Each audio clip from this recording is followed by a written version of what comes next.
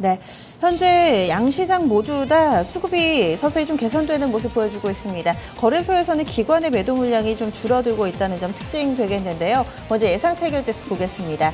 코스피 지수입니다. 3거래를 연속해서 상승 마감 예상되고 있습니다. 하지만 탄력은 좀 제한되고 있고요. 현재는 전거래를 대비했을 때 0.23% 상승한 2053선 부근 지나가고 있습니다. 말씀드리는 순간에 약간 좀 상승폭은 줄어드는데요.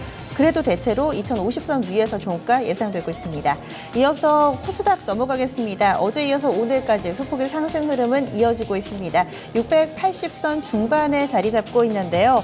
보시면 예상 체결 지수 전거래를 대비했을 때 0.45% 상승하면서 685선 부근 나타냅니다.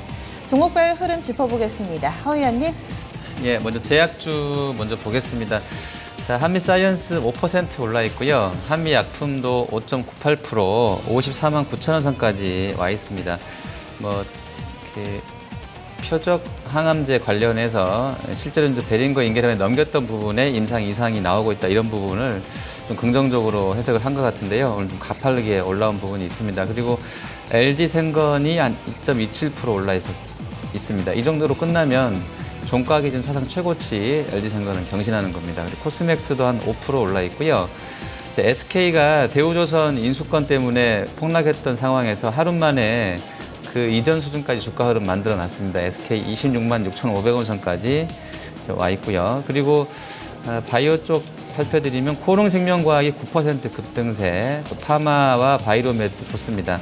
여기다 대화제약 같은 경우는 바로 상한가가 아침부터 들어갔었는데요. 계속 유지가 되고 있고요. 실적 좋았던 바이넥스도 6% 정도 상승권역에서 마감이 될 것 같습니다.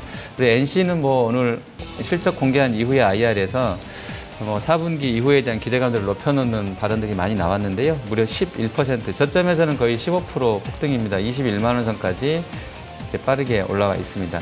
그리고 삼성전자 같은 경우는 한 1.6% 정도 대밀리면서 이틀 동안 한 4% 빠져 있는데요. 반면에 하이닉스는 2% 상승세, SDI도 올라 있습니다. 자동차 쪽에서는 현대차 1.5% 강세고요. 모비스도 좋습니다. 하지만 기아차는 1% 정도 하락으로 나와 있습니다.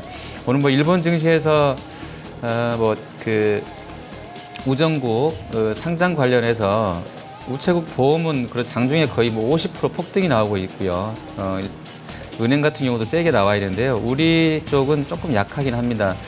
개인적으로 이쪽 시황과 연결될 수도 있다고 보고 있는데요. 삼성생명이나 화재나 하나, KB, 기업은행 이쪽으로 소폭이지만 약세 효과가 접수가 되고 있습니다. 네. 그 밖에 개별주 살펴보겠습니다. 오늘 장에서는 상한가 종목이 6개 정도 나옵니다. 오전장만 하더라도 상한가 한두 개에 불과했는데요. 후반에 갈수록 개별주들이 탄력을 받으면서 더욱더 늘고 있고요. 라이브플렉스, 에임하이, 대화제약, 유성 TNS, 세종텔레콤, 네오이녹스, 엔목스 이렇게 6종목입니다. 뉴스가 있었던 종목은 앞서 말씀드렸던 대화제약이 오늘 장 초반부터 상한가를 기록했던 종목이었고요. 에임하이는 최대 주주 변경되고 나서 최근 연일 상한가 행진입니다. 벌써 5거래를 연속해서 오르면서 3,000원권에서 움직이던 주가는 어느덧 10,000원권을 눈앞에 두고 있는 상황입니다. 이 밖에도 제사 이동통신 관련주들 그 열기가 식을 줄은 모르는데요. 세종텔레콤은 어제 거래가 정지됐었는데 오늘 문 열고 나서 다시금 또 상한가로 직행하는 저력을 보여줬습니다. 이 밖에도 바른전자도 이 후발대로 제사 이동통신 관련 테마에 합류한 종목이죠. 오늘 장 22%대의 급등세 보여주고 있고요. 간만우도 17%가량의 상승 흐름을 보여주고 있습니다. 그리고 이 밖에도 네오이녹스앤 모크스 같은 경우는 중국 쪽에서의 모멘텀입니다. 이 종목 오늘 장에서 상승 흐름, 어제 상한가를 기록을 했는데 상승 흐름 이틀째 좀 이어갈 수 있을지 상한가 시세에 기대를 모으고 있는 상황입니다.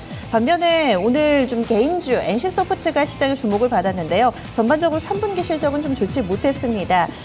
전반적으로 좀 적자를 기록한 종목들이 많았는데요. 조이맥스 같은 경우도 적자를 나타냈습니다. 하지만 NC소프트도 시장 예상치를 충족시키지 못했음에도 향후에 대한 기대감 때문에 올랐는데요. 조이맥스도 마찬가지로 현재 3% 정도의 상승 흐름 보여주고 있습니다. 반면에 희비가 엇갈린 종목은 데브시스터즈입니다. 매출도 줄었고요. 영업 적자도 확대됐습니다. 여기에다가 모멘텀으로 기대감을 모았던 쿠키런2 연내 출시도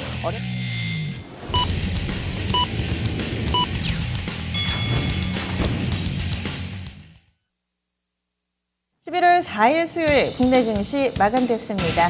뭔가 어제와는 달랐습니다. 대형주들의 강세, 반면에 중소형주가 어제는 소외됐다면은 오늘은 점차 후반으로 갈수록 다시금 중소형주 쪽에 매기가 쏠리는, 그리고 또 성장주에 대한 관심이 커지는 시장 분위기 연출이 됐었는데요. 과연 오늘 장에서 먼저 환율은 어떤 영향을 미쳤고 또 어떻게 움직였는지 먼저 점검해 보겠습니다. 환율이 코스닥과 좀 비슷하게 움직였네요. 오전장에서 대체로 좀 보합권 내에서 움직이다가 막판에 좀 탄력이 붙는 모습이었는데요. 일단은 오늘 환율 마이너스권에서 움직였습니다. 변동폭 1128원에서 1132원 사이, 1130원 위아래로의 움직임 보여줬고요. 낙폭을 줄이긴 줄였지만 상승 전환은 아닙니다. 1원 10전 하락하면서 1132원의 거래를 마쳤고요. 최근에 계속해서 4거래 연속해서 하락 흐름은 이어가고 있습니다. 그럼 국내 증시 특징 어떻게 볼 수 있을까요, 허 의원님? 네. 자, 이제 아까 말씀드린 것처럼 오늘 일본하고 중국은 아주 뜨겁게 그냥 오릅니다. 근데 우리는 좀 약했는데요. 상대적으로 좀 덜했는데요. 이거 NH 쪽 강현철 연구원이 이제 장중에 스팟으로 보내준 거 잠깐 전달해 드릴게요.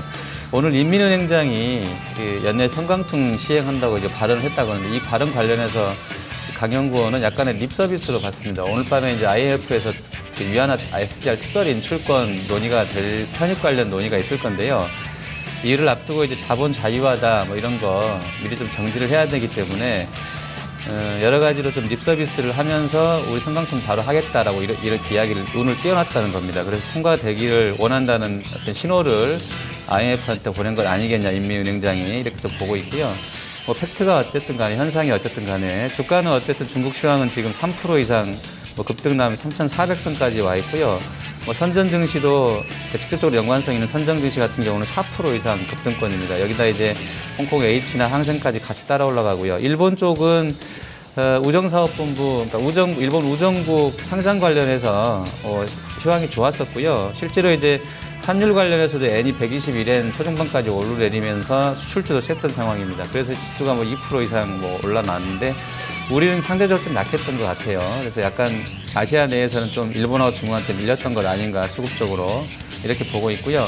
이게 작년 11월과 재작년 11월처럼 되돌아가서 일본만 세고 중국만 혼자 가고 이런 장사가 또 나오는 것인지 내일 이후로 이제 외국인 수급이나 이런 거 보면 확인이 될 것 같습니다.